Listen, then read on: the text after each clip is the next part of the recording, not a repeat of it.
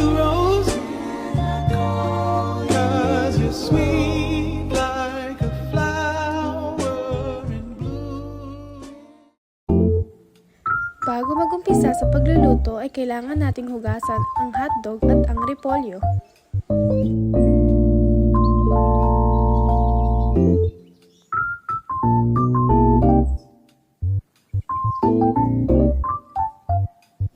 Sunod naman ay balatan na natin ang carrots.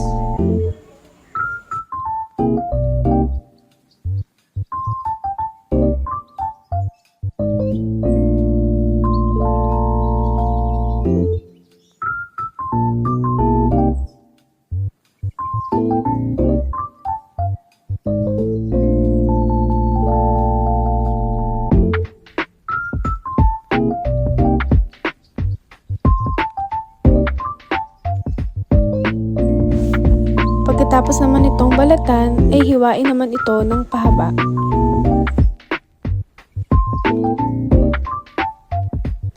Kumuha na nga ako ng repolyo at hiniwa ko ito sa dalawa at hiniwa ko pa ulit ito sa kung anong trip ko.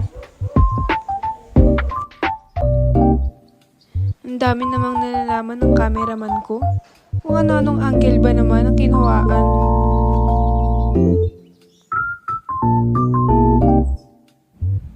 At ito ay itatabi ko muna sa isang lalagyan.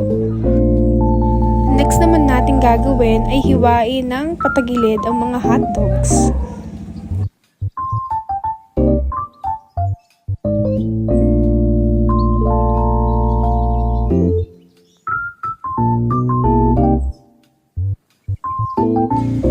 Sunod naman ay pukpukin ang bawang para matanggal ang balat nito.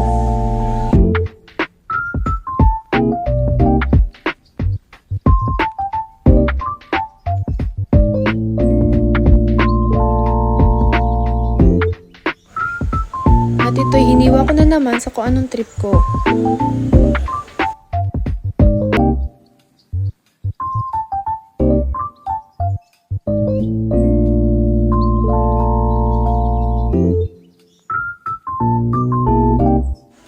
At ang sunod ko namang hiniwa ay ang sibuyas.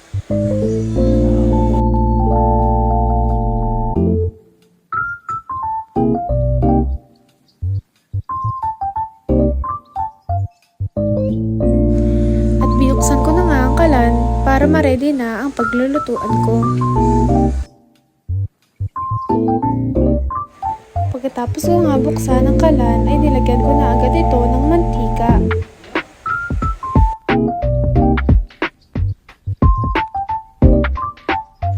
At nang kumulo na nga ang mantika, inilagyan ko na ito ng bawang.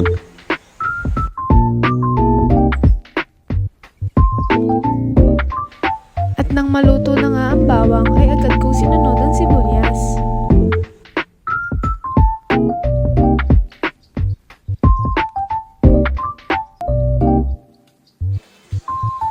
At nilagay ko na nga dito ang karne.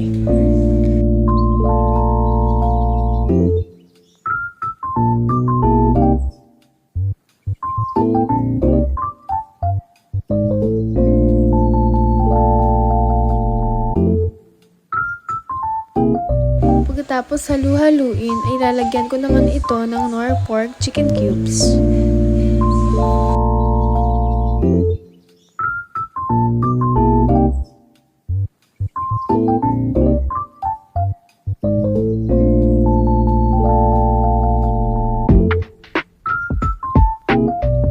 At lalagyan ko naman ito ng pamintang pino.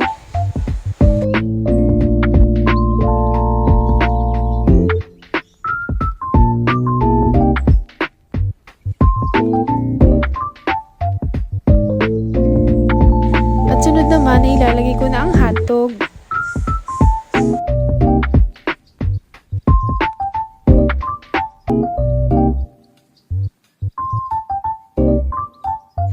At walang katapusang pagkahalo na naman.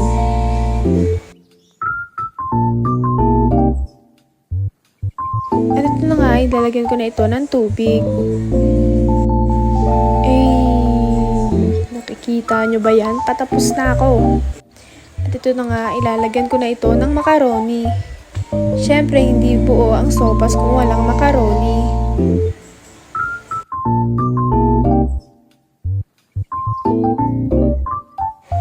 At sunod naman nating ilalagay ang carrots.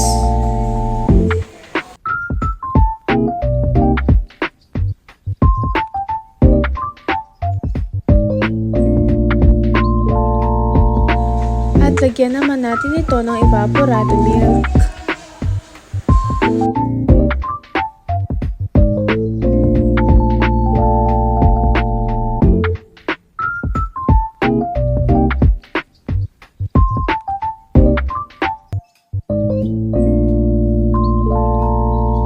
At ang sunod naman ay ang repolyo. Last but not the least, repolyo.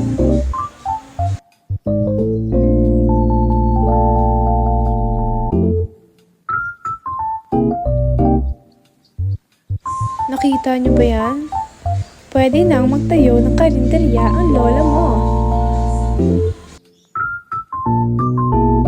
So ayun na nga, kailangan ko na nga maghugas ng plato para hindi ako mapalaya sa bahay na to.